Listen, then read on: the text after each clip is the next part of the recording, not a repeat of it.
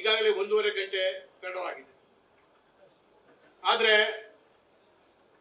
ಇವತ್ತು ಈ ದಿವಸ ಯಾವ ಕಾರ್ಯಕ್ರಮ ನಾವು ಮಾಡ್ತಾ ಇದ್ದೇವೆ, ಗಾಂಧಿ ಭಾರತ ಅಂತೇಳಿ ಒಂದು ಛತ್ರದ ಅಡಿಯಲ್ಲಿ ಅಭೂತಪೂರ್ವವಾದಂಥ, ಬಹುಶಃ ಯಾವ ರಾಜ್ಯದಲ್ಲಿಯೂ, ನಮ್ಮ ರಾಜ್ಯದಲ್ಲಿಯೂ, ಈ ದೇಶದಲ್ಲೇ ಆಗದೇ ಇರತಕ್ಕಂಥ ಒಂದು ಐತಿಹಾಸಿಕ ಕಾರ್ಯಕ್ರಮಕ್ಕೆ ಮಾನ್ಯ ಮುಖ್ಯಮಂತ್ರಿಯವರು ಮತ್ತು ಮಾನ್ಯ DK ಶಿವಕುಮಾರ್ ಅವರು ಚಾಲನೆ ಕೊಟ್ಟಿದ್ದಾರೆ. ನಾವು ಬಹಳ ಹೆಮ್ಮೆ ಪಡ್ತೀವಿ. ಇದು ಸಾಧಾರಣವಾದಂತಹ ಕಾರ್ಯಕ್ರಮ ಅಲ್ಲ. ಶಿವಕುಮಾರ್ ಅವರು ಹೇಳಿದರು, ಯಾವ ರೀತಿಯಲ್ಲಿ ಮಹಾತ್ಮ ಗಾಂಧಿ ಅವರ ಹೆಸರು ಅಜರಾಮರವಾಗಿ ಉಳಿತದೆ. ಅವರು ಬೆಳಗಾಂನಲ್ಲಿ AICC ಅಧ್ಯಕ್ಷರಾಗಿ ಅಧಿಕಾರ ವಹಿಸಿಕೊಂಡಂತ ಕಾಂಗ್ರೆಸ್ ಕೂಡ ಮಹಾತ್ಮ ಗಾಂಧಿ ಅವರ ಹೆಸರಿನ ಹಾಗೆಯೇ ಮುಂದೆ ಅಜರಾಮರವಾಗಿ ಉಳಿಬೇಕು ಅಂತೆಂಬ ಒಂದು ಹಂಬಲ ಈ ದೇಶದ ಪ್ರಜೆಗಳದ್ದು, ಎಲ್ಲ ಕಾಂಗ್ರೆಸ್ ಕಾರ್ಯಕರ್ತರು. ಆ ದೊಡ್ಡ ಅಂತ ಒಂದು ಐತಿಹಾಸಿಕವಾದ ಆಂದೋಲನದ ಕರೆಯನ್ನು ಕೊಟ್ಟಿದ್ದಾರೆ ಶಿವಕುಮಾರ್ ಅವರು, ಮುಖ್ಯಮಂತ್ರಿಗಳು. ಅದೇ ರೀತಿಯಲ್ಲಿ ಪ್ರತಿಜ್ಞೆಯನ್ನು ಕೂಡ ಇವತ್ತು ಮಾಡಿದ್ದೇವೆ. ಬ್ರಿಟಿಷರು ಈ ದೇಶಕ್ಕೆ ಬಂದಾಗ ಅವರು ಮೊದಲು ದಾಳಿ ಮಾಡಿದ್ದು ಯಾವುದು ಅಂದ್ರೆ, ಈ ದೇಶದ ಸಂಸ್ಕೃತಿಯ ಮೇಲೆ, ಈ ದೇಶದ ಶಿಕ್ಷಣದ ಮೇಲೆ. ಅದರಿಂದ ಜನರಲ್ಲಿ ಭಯ ಹುಟ್ಟಿಸಿ ಜನರನ್ನ ಅಧೀರರನ್ನಾಗಿ ಮಾಡತಕ್ಕಂಥ ಕೆಲಸ ಆಯಿತು. ನಮ್ಮ ದುರದೃಷ್ಟ. ಈಗ ಬಂದಂತ ಸರ್ಕಾರ ಕೂಡ ಅವರು ನೇರವಾಗಿ ದಾಳಿ ಮಾಡತಕ್ಕಂಥದ್ದು ದೇಶದ ಸಂಸ್ಕೃತಿಯ ಮೇಲೆ, ದೇಶದ ಶಿಕ್ಷಣದ ಮೇಲೆ. ಮಹಾತ್ಮ ಗಾಂಧಿ ಅವರು ದೇಶದ ಶಿಕ್ಷಣ ಮತ್ತು ಸಂಸ್ಕೃತಿಯನ್ನ ಎತ್ತಿ ಹಿಡಿದರು. ಅದನ್ನೇ ಮುಂದೆ ಇಟ್ಟುಕೊಂಡು ತಮ್ಮ ಸ್ವಾತಂತ್ರ್ಯದ ಆಂದೋಲನವನ್ನ, ದೇಶದಲ್ಲಿ ಹೊಸ ಜಾಗೃತಿಯ ಒಂದು ಆಂದೋಲನವನ್ನ ಮಾಡಿದರು. ನಾವು ಈ ಕಾರ್ಯಕ್ರಮದ ವಿಚಾರ ಹೆಚ್ಚು ನಾನು ವಿವರಿಸಲಿಕ್ಕೆ ಓಡುವುದಿಲ್ಲ. ಈಗಾಗಲೇ ಸರ್ಕಾರ ಮಾಡಬೇಕಾದ ಕಾರ್ಯಕ್ರಮ ಏನು, ಪಕ್ಷ ಮಾಡಬೇಕಾದಂತ ಕಾರ್ಯಕ್ರಮ ಏನು ಅಂತೇಳಿ ಈ ಬಗ್ಗೆ ನಮ್ಮ ಪ್ರದೇಶ ಕಾಂಗ್ರೆಸ್ ಅಧ್ಯಕ್ಷರಿಗೆ ಮತ್ತು ಮಾನ್ಯ ಮುಖ್ಯಮಂತ್ರಿಗಳು ವರದಿಯನ್ನು ಕೊಟ್ಟಿದ್ದೇವೆ. ಅದರ ಬಹುಶಃ ತತ್ವಶಃ ಅದನ್ನು ಸ್ವೀಕಾರ ಮಾಡಿದ್ದಾರೆ. ಇವತ್ತು ಏನು ಪ್ರಾರಂಭ ಆಗಿದೆ ಇಡೀ ಕರ್ನಾಟಕದಲ್ಲಿ, ಮಹಾತ್ಮ ಗಾಂಧಿಯವರ ಹುಟ್ಟಿದ ದಿವಸ, ಲಾಲ್ ಬಹದ್ದೂರ್ ಶಾಸ್ತ್ರಿ ಅವರು ಹುಟ್ಟಿದ ದಿವಸ ಇದು ಪ್ರಾರಂಭ ಆಗಿದೆ.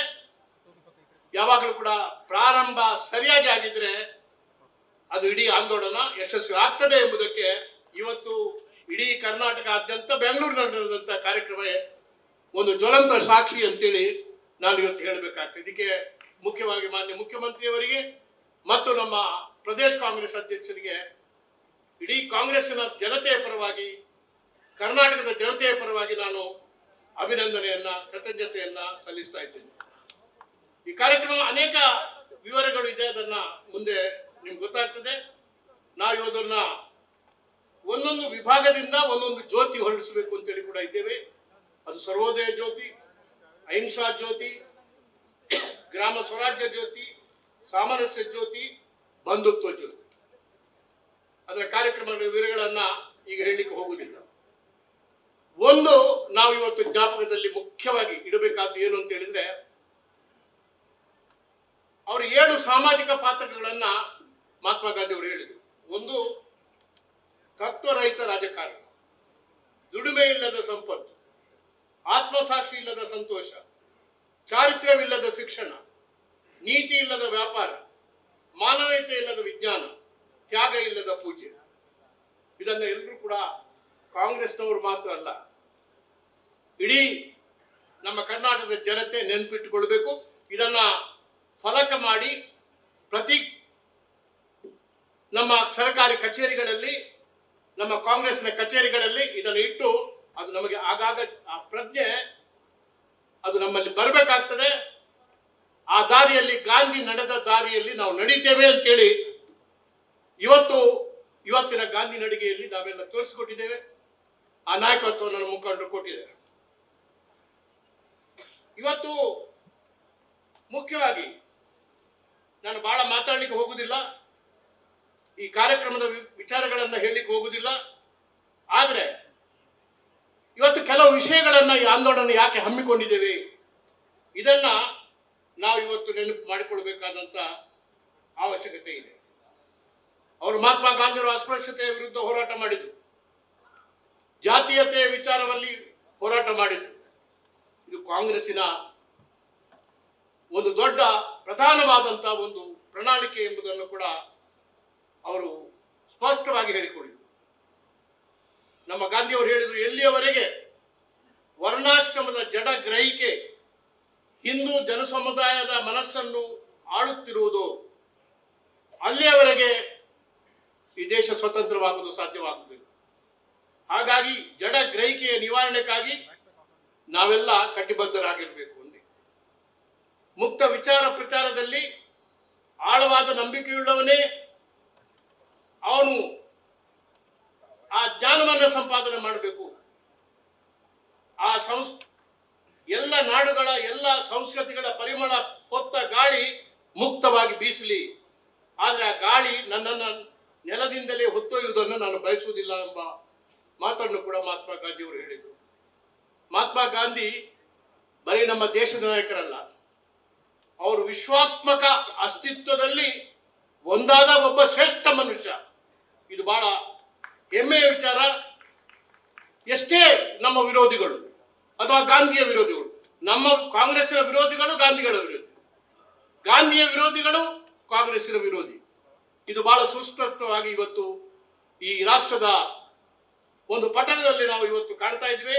ಅವರು ಒಂದು ಮಾತು ಹೇಳಿದರು ಮಹಾತ್ಮ ಗಾಂಧಿಯವರು, ನನ್ನ ರಾಮ ಅಯೋಧ್ಯೆಯ ರಾಜ ದಶರಥನ ಪುತ್ರ ರಾಮನಲ್ಲ, ಅವನು ಚರಿತ್ರೆಯ ರಾಮನಲ್ಲ, ಅವನು ಸ್ವಯಂಭೂ ಅಜಾತ ಮತ್ತು ಕಾಲಾತೀತವಾದ ಶಾಶ್ವತ ರಾಮ. ಅವನನ್ನು ಮಾತ್ರ ನಾನು ಸ್ಮರಿಸುವುದು, ಅವನಿಂದ ಮಾತ್ರ ಕೃಪೆ ಬೇಡುವುದು. ಮುಸಲ್ಮಾನರಿಂದ ಅಲ್ಲ, ಖುದಾ ಎಂದು ಕರೆಯಲ್ಪಡುವವನು ಅದೇ ರಾಮ. ಆ ರಾಮನಲ್ಲಿ ನನಗೆ ಒಂದು ವಿಶೇಷವಾದಂತಹ ಭಕ್ತಿ ಇದೆ, ಶ್ರದ್ಧೆ ಇದೆ ಎಂಬುದನ್ನ ಅವರು ಬಹಳ ಸ್ಪಷ್ಟವಾಗಿ ಅವರು ಹೇಳ್ತಾರೆ. ಗಾಂಧಿ ನೌಕಾಲಿಯಿಂದ ಕರೆ ಬಂದಾಗ ಅವರು ಬಿಹಾರಕ್ಕೆ ಹೊರಟು ಹೋಗ್ತಾರೆ. ಇನ್ನೊಂದು ಅಗ್ನಿ ಪರೀಕ್ಷೆಯ ಪಯಣದ ಹಾದಿಯಲ್ಲಿ ಅವರೇ ಮೀರಾಗೆ ಬರೆದ ಒಂದು ಪತ್ರದಲ್ಲಿ ಬರೆದಂತೆ, ಸತ್ಯದ ಹಾದಿ ತುಂಬಾ ಅಸ್ಥಿ ಪಂಜರಗಳೇ ತುಂಬಿವೆ. ಸತ್ಯದ ಹಾದಿ ತುಂಬಾ ಅಸ್ಥಿ ಪಂಜರಗಳೇ ತುಂಬಿದೆ. ಆದರೇನು, ನಾವು ಧೈರ್ಯದಿಂದ ಹೆಜ್ಜೆ ಹಾಕಲೇಬೇಕು. ಈ ವಿಚಾರದಲ್ಲಿ ನಾವು ಇವತ್ತು ನೋಡ್ತಾ ಇದ್ದೇವೆ, ಸತ್ಯದ ಹಾದಿಯಲ್ಲಿ ಅಸ್ಥಿ ಪಂಜರಗಳೇ ತುಂಬಿದೆ. ಆ ಅಸ್ಥಿ ಪಂಜರಗಳನ್ನ ಸರಿಸಿ ಸತ್ಯದ ಸಾಧನೆಯಿಂದ ಹಠದಿಂದ ಮುಂದುವರಿಬೇಕಾದಂತ ಒಂದು ಕೆಲಸ ಮಾಡಬೇಕಾದ ಅರಬ್ ದೇಶದ ಕವಿ ಮಿಕೇಲ್ ವಾಂಡ್ ಅವರೊಂದು ಪದ್ಯ ಬರೆದಿದ್ದಾರೆ. ಗಾಂಧಿ ಕೈನ ತಕಲಿ ಕತ್ತಿಯನ್ನು ಸೋಲಿಸುವುದು, ಅವರ ಮೇಲುಡುಗೆಯೇ ಸಮುದ್ರ ಸೇನಾನಿಗಳ ದಾಳಿಗೆ ಗುರಾಣಿಯಾಗುವುದು. ಬ್ರಿಟಿಷರ ಸುಮ್ಮ ಕೂಡ ಗಾಂಧಿಯ ಮೇಕೆಯನ್ನು ಕಂಡು ಓಡಿ ಹೋಗುವುದು. ಇಂತಹ ಉದಾತ್ತ ಮಾತುಗಳಿಂದ ಮಹಾತ್ಮ ಗಾಂಧಿಯವರು ಕಾಂಗ್ರೆಸ್ ಅನ್ನು ಕಟ್ಟಿದ್ದಾರೆ, ದೇಶವನ್ನು ಕಟ್ಟಿದ್ದಾರೆ. ಈ ದೇಶದ ಇಟ್ಟಿಗೆಯನ್ನು ಕದಲಿಸತಕ್ಕಂಥ ಕೆಲಸ ಇವತ್ತು ಅಧಿಕಾರದಲ್ಲಿ ಕೇಂದ್ರದಲ್ಲಿ ಇರ್ತಕ್ಕಂಥ ಜನ ಮಾಡ್ತಾ ಇದ್ದಾರೆ. ಗಾಂಧಿಯ ಸಿದ್ಧಾಂತಗಳನ್ನು ಒಡೆದು ಹಾಕತಕ್ಕಂಥ ಕೆಲಸ ಆಗ್ತಾ ಇದೆ. ಇದು ಈ ಪ್ರಜಾಪ್ರಭುತ್ವದ ಇಟ್ಟಿಗೆಗಳನ್ನ ಕಿತ್ತು ಹಾಕತಕ್ಕಂಥ ಕೆಲಸ ಆಗ್ತಾ ಇದೆ.